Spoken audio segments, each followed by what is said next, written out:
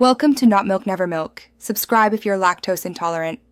You already have the workbook open. Start by locking the working range and turning on filter so you can isolate duplicates quickly. Once done, select the main data table and convert it to a table with Ctrl+T to preserve ranges as you sort. Make sure to remove hidden rows and unmerge any headers because merged cells break formulas. This sets a reliable baseline. You'll run checks and formulas next to locate copy data without corrupting the original sheet.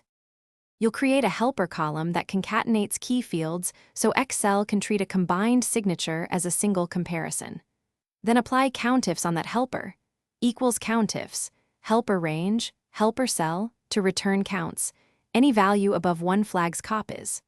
Once the helper is populated, use conditional formatting to highlight rows where count 1 so duplicates stand out visually. Make sure to copy formulas down the entire table and convert results to values before deleting helper columns if you need a clean sheet.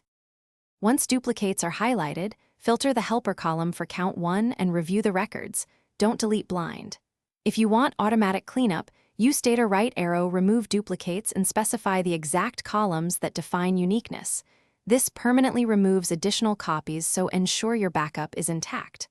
Alternatively, add a keep flag to mark the master record manually.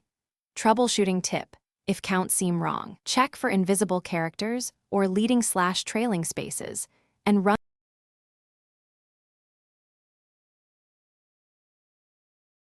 Thanks for watching. If this was helpful, leave a like and consider subscribing. See you next time.